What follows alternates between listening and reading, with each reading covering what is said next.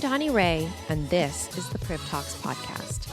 Join me and my team as we pull back the curtain on work, life, family, friendship, leadership, entrepreneurship, and everything in between. We hope these conversations will inspire you, make you feel connected, and bring you a laugh.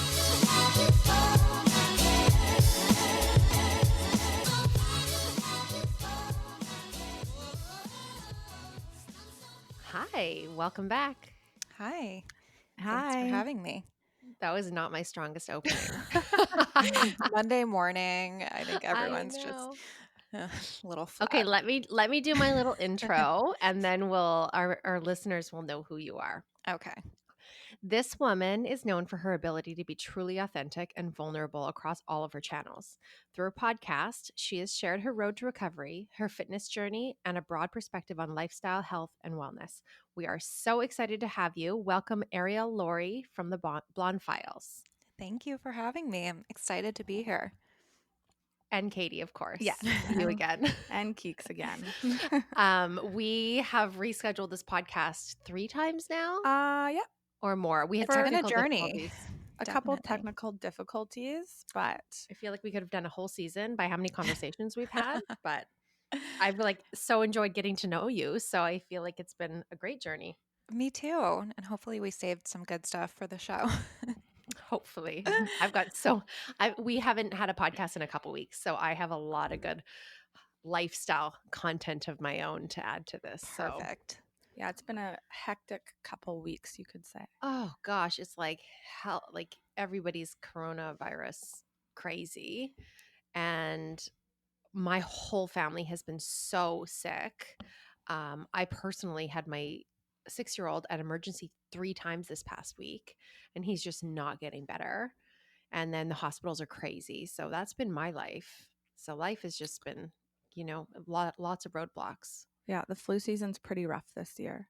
How have you guys been sick, Arielle? I've been having some other health things going on, but not having to do with coronavirus or anything like that. So, luckily, we haven't really gotten hit by anything, but everybody's definitely paranoid. I know for my husband, I know all the studios are very worried and, being on sets with tons of people. And he has chronic respiratory issues. So, if he were to get something like that, he would be the first person down. Like, he just is not strong enough. But yeah, we've been lucky so far, knock on wood. Well, you've mentioned your husband now, and this is Yeah. I'm sure you get asked so many questions, but you have this super well-known husband as Uh-huh. incredibly successful film producer. Is that his title? I don't know his exact title. He's a writer, producer, mostly for TV. He is starting to get into His name film, is but Chuck Lorre. I'm sure everybody here has heard of him, and he's basically produced all the good shows on TV when I looked at his resume. he's had some really big ones. I mean, he's definitely got a niche. He's doing the whole sitcom thing, but now he has a show on Netflix for the past 2 years, and that's done really well. And he What has show is that? The Kaminsky Method. It's with I haven't Alan watched Arkin, it. Michael Douglas. They won a bunch of Ooh. awards, so that was a big thing for him because I think being in sitcoms, even though Big Bang Theory, for example, was the most watched show on TV, even in their 12th season, they had I don't know, 18 million viewers or something crazy that only Monday Night Football Wildly gets. successful. Yeah, but because it's a sitcom, it's kind of looked down upon. So the Netflix thing was very validating for him, and he's kind of branching out. So I don't think I'm allowed to say anything, but Well, it's been such a shift in the industry with oh yeah, the way people are watching TV, right? So I always have so many questions about how that's changed. But that's really cool. I didn't know he had a Netflix show, and I'm going to check that out for yeah, sure. it's cute. I mean, it's kind of about well, it covers a lot of things. It's about life and love and aging, but the two main characters are Michael Douglas and Alan Arkin. Alan Arkin is like 90, but he's so adorable. And yeah, it's good. Second season I Michael like better Douglas. than first. I don't think Michael Douglas has ever been in a bad show. No. And this was his first TV thing since maybe the 70s. He was in some show then. I don't even remember the name, but He's That's what I love about this whole like Netflix revolution is we're mhm. seeing all of these like only people that have done movies now step into doing these series and shows. It's such a change. Yeah, it's crazy how much content there is now. Like, I don't know how you guys are, but I'll get on Netflix on like a Friday night in to like relax and, I just want to like unwind and watch something. And I end up searching through things and watching trailers for like 2 hours. And then I just end up not even watching anything and It's going too to bed. much. Like, it's so overwhelming. I can't imagine how it is for like the creators of these things. Like, there used to be like 5 shows on TV, right? Or like even when I was growing up, it was like Thursday nights with like Friends and Seinfeld, and that was like the big thing. And now it's just like It's kind of insane. lost. Yeah, I there's Yeah. know. way too many options right now to sit down and choose one. And I then there's get like YouTube, and then I can't remember who's coming out with Quibi. Have you heard of that? no. What Oh is my that? God. So it's like a new format of TV, like direct to your phone, but it's like 10-minute shows. So, like, basically everyone's attention span is just getting shorter and shorter. So, they're trying to accommodate that, which I think is just so bizarre, but I don't I know know anything. I think that's actually sad that Yeah. we can't focus in that way and so we're just catering to it. And Yeah. it's so much worse with kids and TikTok and Oh my these God. apps that they're on and they have no attention span. I mean, I, kids don't as it is. I've been trying to get into TikTok over this past weekend. Oh, any luck? No, well, it's kind of funny because I started one last fall, like when it was just kind of becoming hot and it was like all 10-year-olds. And I did some like cooking videos and some videos of my dog and I was just playing around. But everyone made fun of me and they were like, "Oh, what are you? Like, a child?" And so I stopped doing it.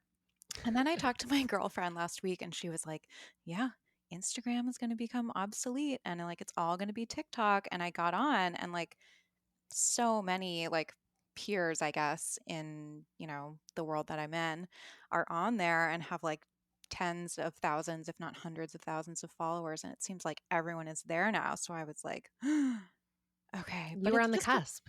I feel like I was kind of trailblazing and then I should have kept it up. But Don't you almost think though that I'm like I might just wait this trend out. Like there will be yes. something else after. I mean, I kind of have felt for a long time like, okay, look at MySpace, look at Facebook, like look what happened with that. The same thing has to happen with Instagram. Like there's got to be something else that's going to come along, especially with recently over the last like year and a half, how they've changed the algorithm and it's like really kind of affecting people's businesses and which is what I think they wanted to do. Um, so I've kind of felt for a while like something else is going to come along, but at the same time, like with TikTok, look at Vine. Vine was like Oh yeah. huge, Well, and isn't Vine turned into Musically, which turned into TikTok, I I think? yeah, I think something like that. But it kind of Well, like came and went, so who if it knows? makes you feel better, me and a couple of my girlfriends, we're all moms. We have a TikTok account, and I think it's hilarious. Do you guys still do it? We've taken a little bit of a break, but we were really hard there for a while. I mean, that's the thing with it that I find like it's just kind of a lot. Like every time I open it, there's music going, there's dancing, there's like lip syncing. It's like on the one hand, I think it's actually kind of a way more creative platform than Instagram in some ways. Um, and you can definitely like I think it's great for someone like me for like cooking videos or beauty videos or something like that. But it's also just so much. Like it's so much stimulation at once. Well, I just think of like from a business perspective as well, like the social media management is such a big part of a business now, and Hmm. there's so many different angles to it. Like how do you even add another channel? Ugh, it's crazy. It's And just like expensive. yeah, like it's so hard. With a business, it's so hard just running the Instagram. And so for me, like I have the Instagram, I have my website, which has been under construction for a while, but it's almost done. I have the podcast, which you know how that is as well. And then like the Instagram or the podcast's Instagram and a YouTube, which like I don't really do. But there's just so many channels that it's like, do you spread yourself thin or do you just pick one or I, two that like are your strengths. I don't know. I think you just pick. I mean, that's what I'm doing at least. Yeah, I think like it seems like what some people are doing is like putting some videos on TikTok, kind of establishing like a little bit of a following there, like just in case. Yeah, So, because it could be. I mean, yeah. maybe I'm missing the boat completely. Maybe you guys are on the forefront here, but I just can't. I just can't right now. I just can't. Yeah. No, I hear you. Okay, we usually start off our podcast. We do this little thing called a boss or bust. I'm not sure if you got the outline, but a boss or a bust is like a highlight or a fail that we've had during the week. Hmm. Um, Katie, what's yours? I'm for sure gonna take a bust this week. Last night, What did you do? my mom ended up in the hospital because she's not feeling well. So I went out there to visit her, and then I didn't have a car out there. So once I had gotten her home and settled, she's like, just take my car. And she's like, I'm so sick. I'm not going to leave the house in a couple days. So we'll just get it back another time. And I just realized this morning that I drove all the way from her house to my house, which is like 20-25 minutes with the emergency brake on That's or the parking brake. awful. That's so bad. I called my fiance. I'm like, how bad is it if I were to have done that? And he's like, did you smell smoke? I'm like, no, I just thought that her car was kind of gutless. Like it wasn't driving So properly. it was like, yeah, there was like a lag to it, but I feel like an idiot. But Okay, I know what we're going to do. You're going to say nothing about this. Hope she doesn't listen to the podcast and just see if she notices anything. oh, I'm not saying anything. For sure. Neither are you. Did I you won't say hear it? anything. Did you hear it making a noise? No, not at all. Everything seemed super normal except but she has a diesel like SUV. So I just thought like Oh. she didn't have as much pep in it as a The regular car. diesels don't have as much pep, No, so they it could don't. could be that too. I don't know. What about you, Arielle? Do you have a boss or a bust from the week? Uh, yeah, so mine would be from last week. Um, I would take a boss. I had my first meeting with Dear Media, and that was a big thing for me because when I started my podcast a year ago, it was like I had no clue what I was doing. I was super intimidated by it. I was like, I didn't know how to interview people. I didn't, I just had no experience with it. I wasn't very like confident in doing it. So it was a big deal for like 10 months later. To have that opportunity and to sign with them. So that was really exciting. That's huge. That Yeah, is huge. I feel like Dear Media is absolutely been on the cusp of podcasts. Like they have such an amazing lineup, and they I love that they just say the future is female. With all totally. of their amazing female, female podcasters, Hmm. it's just so impressive. That's really exciting for you. Yeah, thank you. And 10 months, like that's incredible. Yeah, it was kind of, I mean, it was good how it all worked out because in the first year, I really just wanted to kind of like find my footing. Like I said, I was so scared of actually doing it. And so I think if I had like you know, the pressure of having like advertisers and an agency, it just would have been too much. So it was kind of nice to do it as like almost a hobby and kind of hone my skill, which I'm sure a year from now I'll look back and be like, wow, like I've grown so much, like as we do.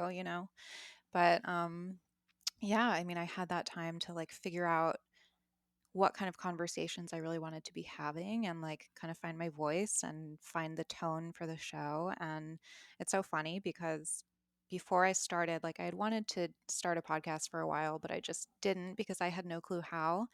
And then I think I was listening to either Michael and Lauren's podcast or I just saw something that Lauren said and she was like, you just launch fast and adjust. And I was like, okay, Oh, I that's totally easy. agree Like with that I can mantra. do yeah, and I was like, "You know what? I'm just going to do it. Like I'm just going to launch now.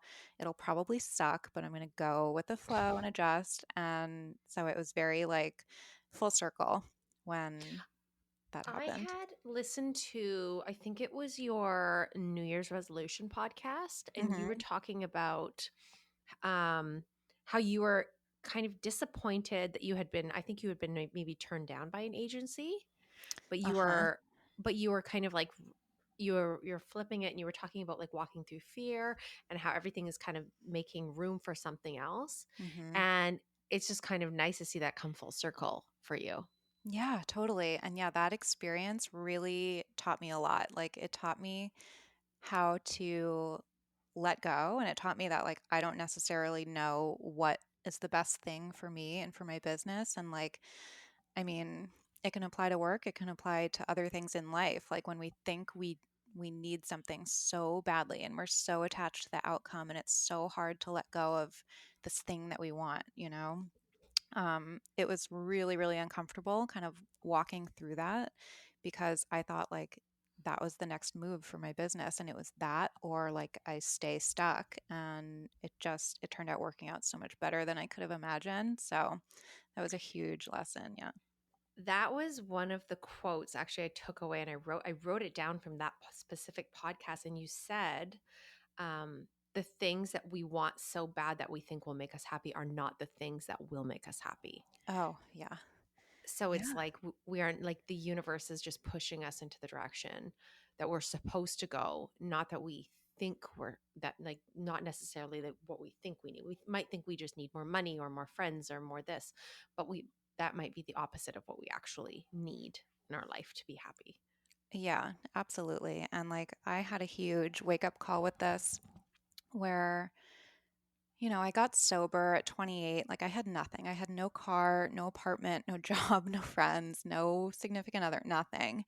And I had to rebuild my life. And I kind of always in the back of my head, as I think a lot of us do have, that like if I got a certain amount of success, or I got a certain amount of money, or I had the right relationship, or I had the big house, or the bags and the, material, all the external things, I knew like rationally, okay, that's not going to like fulfill me, but it can definitely make me happy. I mean, how could it not? And then I had this kind of like wake up call at like 5 years sober where I was like, oh shit, like I got all of that and then some. And like it really didn't move the needle at all. And I had this realization like, wow, this is 1000% an inside job. And I had been kind of neglecting my, for lack of a better term, my inside. And it was kind of a rude awakening. I was like, damn it. I was really hoping that like the Range Rover was going to make me happier. No, And it's a very, very quick fix. It's like a yeah, high. It's just it's a different kind of high. totally, yeah, and it's all fun, and it's not to say that like you can't enjoy that stuff, especially when you work hard for it. But I think we just place too much importance on all of those things, and yeah, the Oh my things that God. like that make us happy are usually like things that we would never even really expect. They're usually the things as well that are right in front of our faces. Like Hmm. like like life could be a lot easier if we just open our eyes to what we have right in front of us and see that instead of chasing something else. Yeah, and I think when you can kind of tune into that and like align with just kind of like taking, I mean, this is kind of like a recovery thing, but like taking it one day at a time, like take each day as it comes, do the best that you can that day, try to like do the right thing, not the comfortable thing, and just keep doing that day after day. Like I have found that when I do that in my life, the things that come to pass are like far greater than I could have ever planned or ever imagined for myself. So like really, I think that our minds are very limited and like very kind of narrow. And there's like so much more opportunity for us if we can kind of, I don't know, like It's stop just stop like let thinking let about what we go. want. Yeah. Let go and let God. It's a really easy approach as well. Like if you Mhm. can actually successfully do it, you really don't Yeah. have to do much. You just have to kind of let life take its course and be willing to take whatever path is being provided to you. I think Yeah, it's that's like stop fighting. one of the hardest things to watch people with addiction go through is chasing that high of novelty items, money, and it never being enough and not appreciating your family and what's right in front of you. I know that Donnie and I have dealt with that Mhm. firsthand with our dad. And um, you can't explain to someone what to appreciate and what to value when they're so blinded by it. I Mhm. actually find actually, to your point, Katie, exactly that. But a lot of times in my life, I have found like the addict will do the opposite of what you suggest. So it's like there's no positive, like, or constructive criticism that you can give. Like, oh, I think this. Well, it's just, I will go 100% in the opposite direction. Is my Yeah, experience it's with. for sure something that you have to figure out on your own. No one can, you can say it 1,000 times, but until that person wants to make a decision for themselves and make a change, that's the only thing that's going to work. Yeah, I can attest to that. And I think that's something that's so hard about addiction. It's like you really, in my experience at least, there's nothing that anybody can say or do. Like, you really just have to let the addict or the alcoholic or whatever run their course. Mhm. And, like, I mean, I was I was drinking and using hard. Like, I went to my first treatment when I was like 19 or 20. I got sober at 28. So that was like a decade of detoxes and consequences and rehab every few years, and like, you know, my life was a shit show. But there was nothing that anybody could do or say, and like, even I went to really good rehab. Somebody asked me recently like what the difference was when I finally got sober, if it was the place that I went, and it had nothing to do with it. It had to do with how I felt inside. It's like you just don't get it till you get it. And I've talked to other people in recovery about this who had tried getting sober multiple times, and everybody kind of agrees that like it's almost like you have cotton between your ears. Like, it just doesn't penetrate your brain. Like, it just does not resonate. It doesn't make sense until you're at that point where you're ready. And, I had to wait till the point where I was like practically dying in order to get it. And the And good thing, I go have ahead. to interrupt because I feel like Katie and I come from like the opposite perspective to you, more of like growing up with addicts. Hmm. And so is that really true? Like when you're living in it and you have people who want to get you help, you really in that moment cannot see through the thick of it. In my experience, you really can't. Like, I mean, yeah, it's tough to say. I think everybody is different, but like for me, I could acknowledge that my life wasn't going the way I wanted it to. And I could acknowledge that there were issues, and that, maybe one time it would be like the pills that were the issue, or another time it was the drinking that was the issue, or another time it was the cocaine that's the issue. Like, I could acknowledge that there was something going on, but I just, like, in recovery, they say the great obsession of every alcoholic is that one day he'll be able to drink like his fellows. And that was like totally my experience. Like, I just always felt like one day I would be able to get it together and like still and be able to drink and use and not have it be a problem. Um so I think there's a huge component of denial too. Like, even if you are aware that it's an issue, like there's this denial that like or this sense that maybe someday you're going to be able to do it. It's really hard. Like, I found for me that drinking and drugs and all of that, that was my solution to life. I think a lot of people look at it as the drinking and the drugs are the problem for the addict. For me, the drinking and the drugs were my solution. So it's really scary. The prospect of having that taken away from you is really, really scary. And yeah, you do tend to like want to fight whoever tries to come between it, right? Or like, if your family is suggesting that you do something, you're going to do the complete opposite. And I mean, there's just so much. It's so complicated and it's so That's tricky. such an interesting perspective that I wouldn't have thought, because I think from the outside looking in, which is the only way I can relate, is that it's clearly a problem, right? Like clearly Hmm. the drugs and the alcohol is the problem. Like the form, Hmm. it's so easy to see from another perspective. Hmm. But when you put it that way, that it's the solution to your problems, that would be make you so vulnerable to have that stripped from you. Yeah. And like for me, I mean, if I look back on my life, I had a good upbringing. I did, my dad was a successful doctor. My mom stayed at home. They were they stayed together. I had an older brother. We went to private school. We had a very idyllic upbringing. There was none of like the things that you would imagine. Um, and my brother and I have the same parents. We had the same upbringing, the same environment. He's not an addict, and I was. So, the difference there, I think, is that I, for whatever reason, for as far back as I can remember, I always felt like I needed something outside of me to make me feel better. And I can remember, like, and this is long before I even found alcohol or anything. So, on the outside, I was this happy, social, creative, active girl.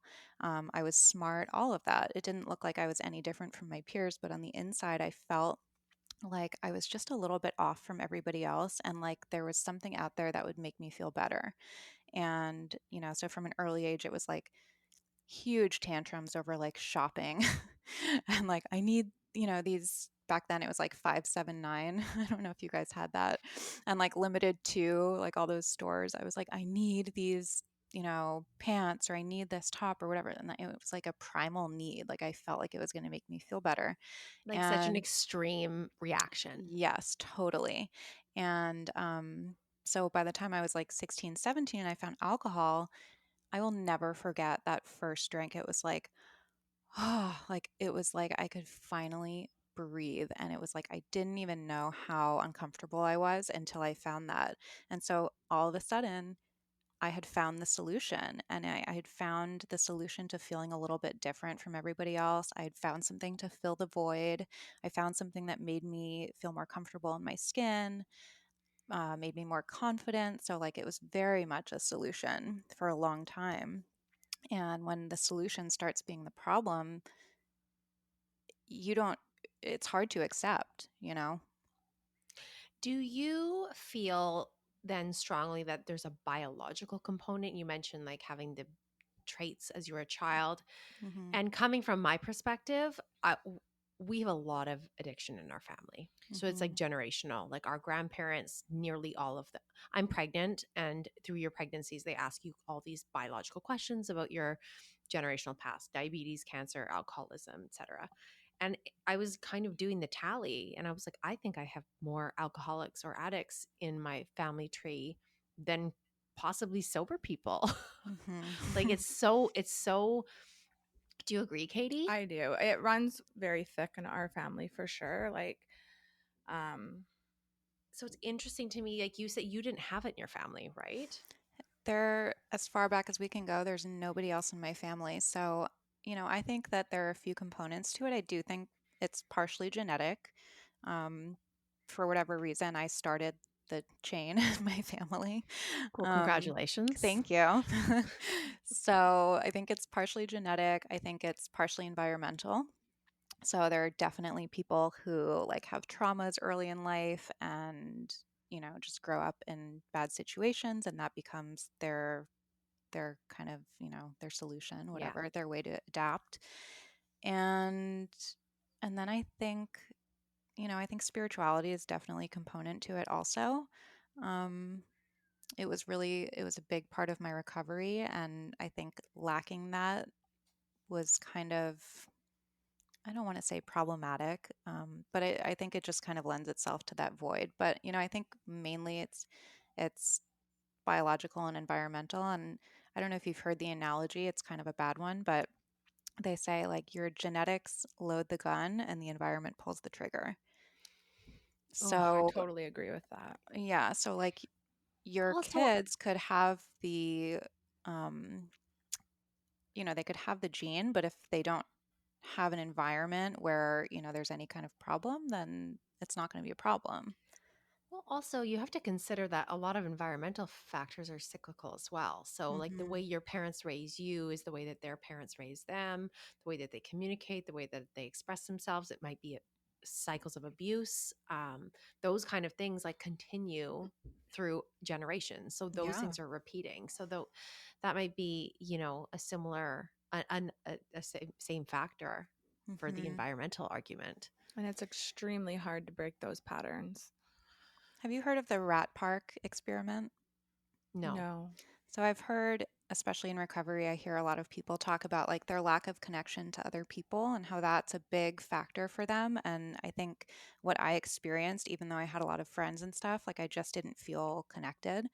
And there was this study decades ago where they would put a rat in isolation, and then there were two water bottles, one that had water and one that had like heroin or cocaine.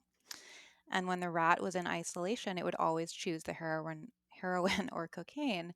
And when the rats were in like a quote unquote rat park where they were among others where they could socialize and have sex and all of that, they always chose the water when they had the two options. So, Wow. yeah, so that's like, that suggests that it is really an environmental thing and a social thing. Um, and, I'm very active in a program of recovery, and everybody that I talked to, like, they all had that similar thing where they were like, I felt like something was off. I was a little bit off from my peers. I had a void. So there's definitely like some kind of separation from others, and then being like separated from anything more Like an powerful than like myself. an Like I didn't, inability to connect. yeah. Mm-hmm. Oh, that is like actually scary. Gives a whole other spin on it. Yeah. As like a mom, I'm always coming at it from like a parenting angle, Mm-hmm. but there were some questions I wanted to ask you about kind of like raising children. Like for me, I feel like the genetic factors are there. Like I feel like the gun is loaded. There's like a lot of grandkids. Katie's got one. I've got three and one on the way. We've got nephews.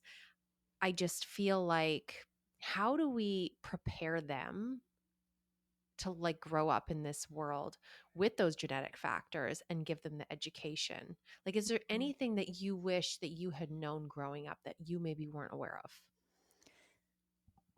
I think about it and I think about like my parents and what they did with me. And I truly don't think there's anything that they could have done differently except for maybe like not enabling me for so long. At the time, it was great and they were doing their best. They didn't know what to do. They had never dealt with this before. They didn't want me to die. So they were trying to keep a roof over my head and they were doing the best they could. Um, I think, I think now it's a little bit different. It's really scary because opioids are a huge thing. Like for me, it was mainly alcohol, and then as I got a little bit older, like cocaine. But now, there's so many people overdosing and fentanyl. So I think like educating your kids about that and about the fact that like you really never know what you're going to get, and all it takes is that one. Um, I think Yeah, that's really important. But I I also think like I really think it's a mental illness. And I Yeah. think it's in the same category as like depression, anxiety. It's a mental health disorder. It's not a moral choice, which is hard because when there's somebody in your life who continues to, do the same behavior, have consequences, run their life into the ground, it's hard not to get frustrated and get angry and think that they're making that choice.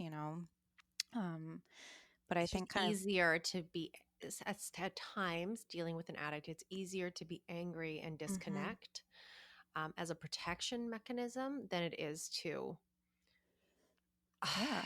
really deal with the magnitude of the disease. Hmm. I Yeah. think we can just, for our children, being open and honest with them. Like, I know personally growing up, our oldest brother was in his first stint at rehab when he was 16 years old. I would have been 9 years old when that happened. And he was in a treatment center that was it was like a family program. So every Tuesday and Friday, we would have to go in and go into our sibling groups and talk about it. And at 9 years old, I heard things that a lot of them went way over my head, but the knowledge I got from that program stuck with me the rest of my life. Mhm. And I feel Yeah. like that's at a pretty young age. I feel a lot of people wait until the problem or the situation has arose instead of talking about it and giving them that foundation about alcoholism and drug addiction before they're even in the choice. Mhm. And to that point, I've heard from like other parenting topics, not necessarily this. So you want to be the first point of information for most of the things your kids experience in their life. Well, yeah, because if they're not asked, they're asking someone else usually before they ask you. So, what kind of information are they? See, to make sure it's accurate, you just want them to hear it from you first. So that might just feel like it's a bit young to be introducing them to things that are very adult, but having those uncomfortable conversations when they're young. Yeah, and I think like talking about I don't know, like talking about I don't have kids, so take this with a grain of salt, but like when I Yet think back to I was trying to talk you into it. yeah. I mean, I think like talking about like healthy coping mechanisms and like promoting connection with others, you know, and like maybe even having some kind of like spiritual practice, whether that's, you know, if you're religious or just, you know, connecting with like the universe as a whole or like something that sounds really woo woo. I'm not that woo woo. but um but yeah, like because for me when I started drinking, it was for that connection, but it was also to cope with things, with feelings that I was feeling that were like intolerable to me. You know, I was in a relationship at the time that was very tumultuous and borderline abusive on both of our ends. And there was just a lot going on. And I just didn't, I had no ability to self regulate, like whatsoever. Um, so when I found a way to kind of numb that, it was like, okay, it's on. Like, I'm going to do this for the rest of my life. And so maybe if I had, you know, been able to process that with a parent or something, maybe it would have made a difference. I don't know. Yeah. I mean, I feel like also not something we'll probably solve on one podcast, but No. just like No, but all I things think I think about with it is like, how can we stop the patterns, right? mhm. Or just at least educate the risks. Yeah. I mean, I like what you guys were saying about like starting at a young age because I had no idea, you know. It was actually on a different topic. I was talking to a girlfriend who has a few kids as well, and she said something. She goes, "You know, you're supposed to talk to your kids, have the talk about porn at 6." I'm like, Wow. "Excuse me? Excuse me?" I'm like absolutely floored about it. She goes, "Yeah." She goes, "Because you want them to hear it from you before they're exposed through something else, so that Mm. they know what to do. They know the risks and they're aware of it." I said 6. Like, this is crazy. And Katie and I both sent our kids to like a very small little private school and keep them in a nice little bubble, keep them really busy with sports so they have like no time to do anything else. And I'm like, well, there's no way that this is true. And I'm a pretty honest, realistic person. So I don't think I'm living with like a blanket over my head either. And so at this point, I have a 6-year-old, and I'm like, okay, well, I will talk to Elias about porn at some point. And ironically, this is kind of a funny story. The same week I'm getting out of the shower and my son walks in and he grabs my phone. He goes, "I'm going to take a picture." And I'm like, "Oh, look, here's my in. I'm going to have the porn talk right now. Here we go." And we're talking and I'm like, "Well, you know, like, have you ever seen pictures like this? Or there might be a time where you do, like some people look at these." And I don't even know how I'm saying it. And he goes, "Well, no, but my friend asked me to bring a naked picture of you to school one time." And I'm like, "What?" Like, he's in kindergarten. Oh I'm my like, gosh. "Excuse me?" And he goes, his jaw drops and he's so mortified at my reaction. He goes, "But I didn't do it." And I was just so shocked that that was even a conversation that 6-year-old boys Wow. would possibly have. And it was really eye-opening for me because I was like, okay, here, like I had no idea that 6-year-old boys would even maybe talk about this. And this one particular boy had made a joke about bringing a naked picture of their mom to school. And I was like, wow. I was absolutely floored. That is And so, crazy. we had a talk, and I talked to him about it, and he, hopefully understood.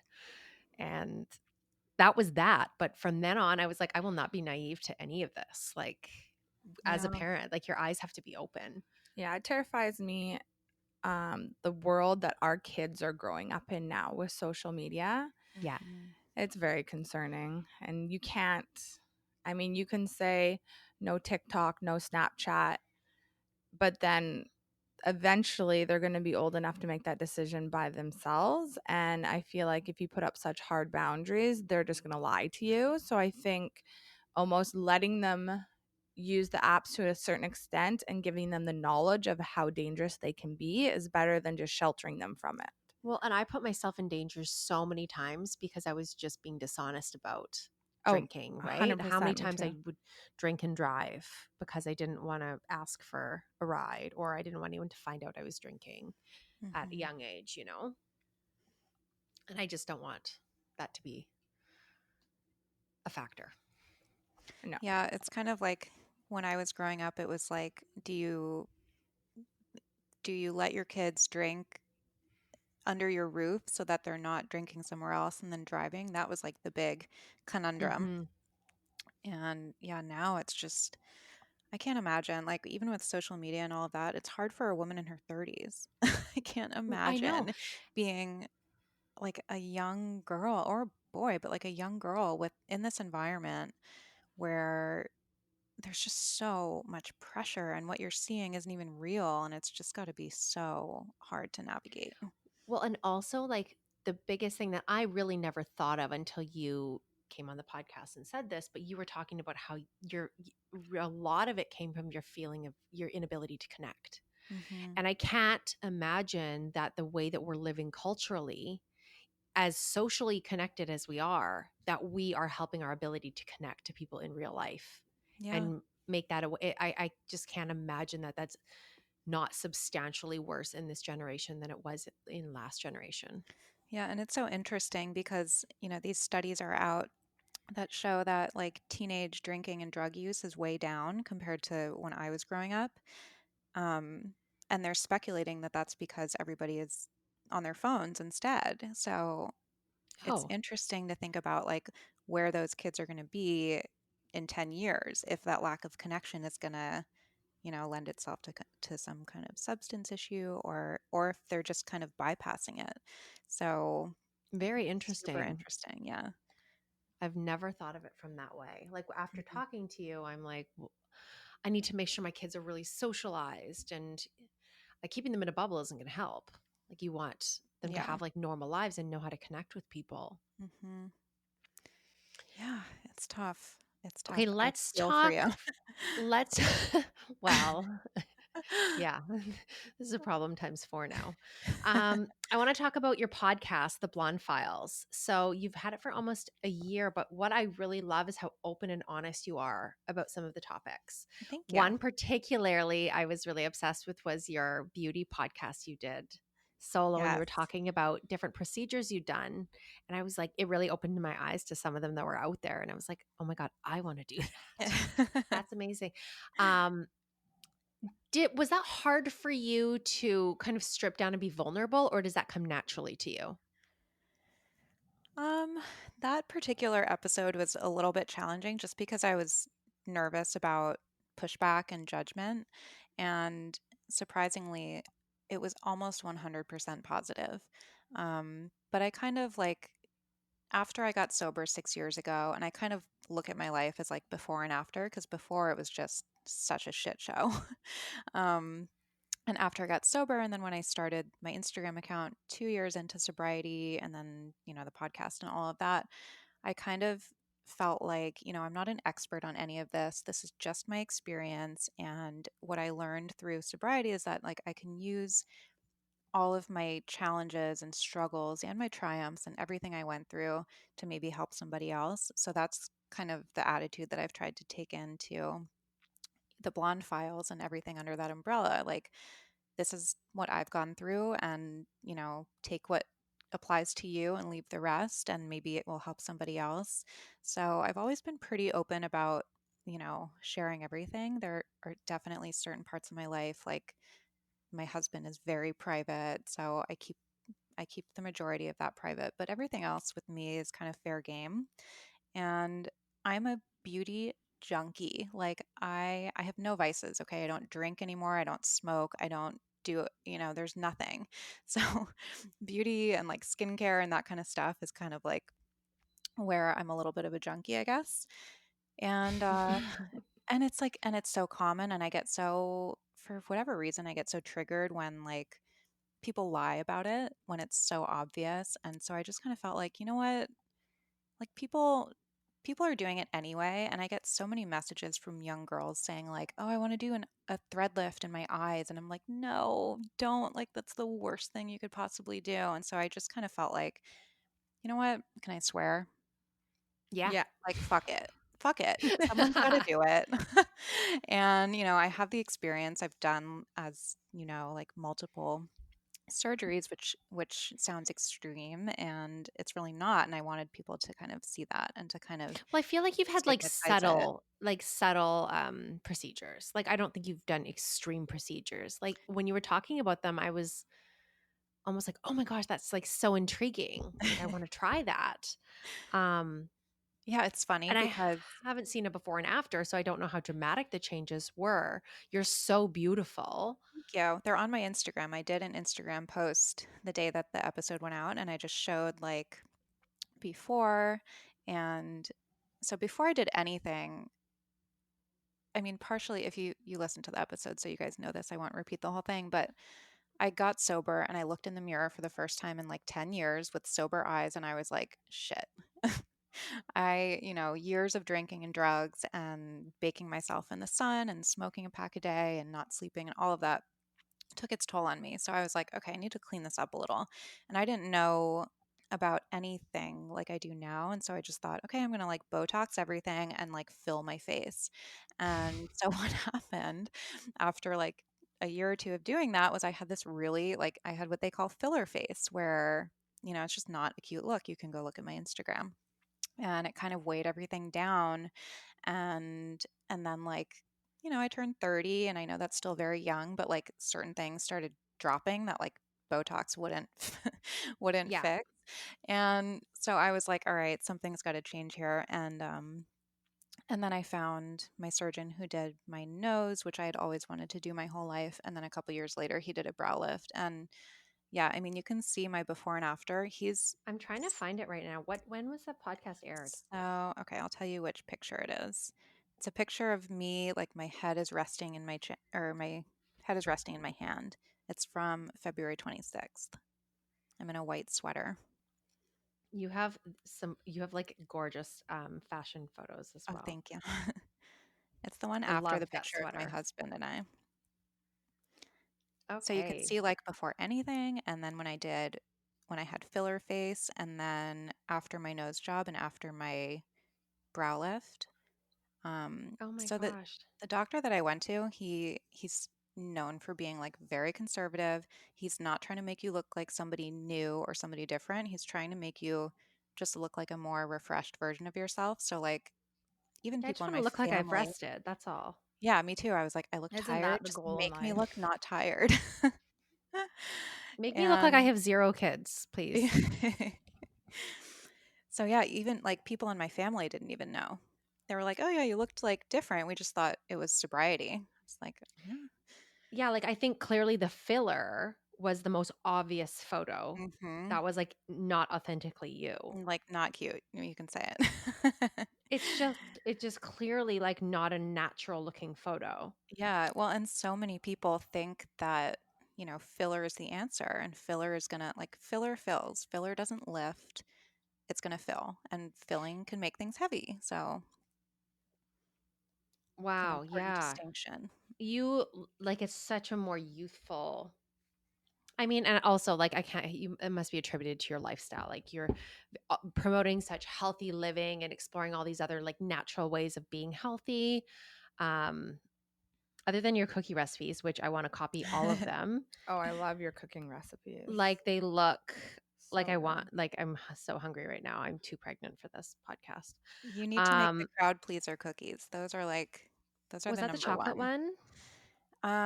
No, they are. I'll send you the recipe after. They're in my Please, cookbook and yes. they're somewhere down on my Instagram, but those I are also everyone's want to favorites. I also want to talk about that photo of you and your husband at the Lakers game with your resting bitch face. Hilarious. So funny. He was in the I'm doghouse that week and I was like, "Babe, they totally captured that." it's funny though cuz you just can't hide it. No, and well, there were so many other pictures and yeah, I mean, they're across the court, so like they're just snapping away and so they're bound to, capture some kind of picture that where you're just I don't know. I have like RBF there. But it's like because your face can move and I bet you that filler face wasn't looking like that. No, no. Filler face was stuck in one position. Fear has been an issue for me my whole life. And I mean, fear, anxiety, all of that. And I kind of came to a realization like a year, I guess a little over a year ago, where I realized that I was I was doing the comfortable thing instead of the thing that would maybe help me grow. And I was able to recognize it. And I just kind of felt like I just had this kind of nagging feeling like, what would happen if I just walked with this fear and see where it takes me? And, I think like the distinction between walking through fear versus with fear, like, fear is always going to be there. I think it was Elizabeth Gilbert said, like, I'm totally going to butcher this, but she said something about like when she has fear, she tells like the fear that it can sit in the back seat. Like it doesn't have to go away, but it's going to sit in the back seat and she's going to be the driver, something like that. And that really resonated with me. I felt like we feel like fear is so bad and we need to get rid of it and or push it down and walk through it so that we don't have it. And I think that's just so unrealistic. And it's like whatever you resist persists, right? So the more I tried to not have fear and to be like, okay, I'm going to walk through fear and come out on the other side, like it just would be frustrating because, I still have it. It's just a natural feeling and it's okay. Like, so cliche, but you can feel the fear and you can do it anyway. And so I just made a decision like, okay, that this is the beginning of last year. I'm going to just start saying yes to the things that I want to say no to. Um, and I'm going to like really just get used to being uncomfortable. And, I knew from doing it before that like if I could walk, if I could do it, it would get easier. And that was totally my experience. And like last year was definitely the year of the most growth for me personally, professionally. I mean, it just walking with fear and doing things I was scared of anyway definitely brought the most rewards and my life opened up in ways that like I could not have imagined. So, I love that quote. Whatever you resist persists. mhm. Yeah, it's That's true. it's just like the fear should be your fire. Yeah, absolutely. And I think, again, we make judgments about these things based off of nothing, right? Like we feel a feeling of fear and we think this is bad. But what if we make a different judgment about it? And like you said, use the fear to light a fire under us and, look at the fear as maybe an indication that you're doing something that's going to help you grow instead of just labeling it as bad and something that needs to go away. Like coming back to the point that we were talking about earlier, like who are we to say if this is good or bad? And then I noticed that a lot of times, like fear or what I was labeling as fear was actually kind of a mixture of like excitement and anticipation. So I think we just have to I not feel like that's attach a very ourselves. that must be a very addict thing. Which The part? fear when you saying like the fear was like exciting, Oh, yeah. right? Well, yeah, I mean, I think like excitement, like in our body, I think excitement can feel the same way fear does a lot. Like for me, I Yeah. feel it in my stomach, like butterflies, and maybe I get a little like muscle tension, and so my mind can say, oh, this is scary. But really, if I actually break it down, I can be like, oh no, this is exciting, and I'm, anticipating something that's going to be exciting, or it's going to help me grow, or whatever. So yeah, I think just kind of not attaching ourselves too much about feelings and fleeting thoughts that go through our minds. I think it's like the myth that we somehow all grow up with, that life should be easy or Yeah. comfortable, right? Hmm. And I don't think life is supposed to be easy or comfortable. And I think just like knowing that and accepting it at times makes the challenges so much more bearable, because we are supposed to be challenged. We're supposed to be pushed. We're supposed to be growing constantly. That doesn't always feel good or comfortable. Yeah. I feel like I've learned in the last 6 years that my happiness is predicated on doing the right thing, not the comfortable thing. It's not like staying in my comfort zone and staying small. It's doing the things that scare me. It's, you know, trying to align with the universe, align with like how I can help other people and all of that. And my knee jerk reaction is always going to be to say no, and to, stay small, and to stay comfortable. But yeah, life is not, you wouldn't be able to enjoy the good things if there were no bad things. You can't have one without the other. Well, I was going to ask what your mantra was, but I think you just said it. And that's so beautiful and well Yeah, put. thank Um, you. you have such a strong voice, and I love your message. Can you please tell our guests where they can find you?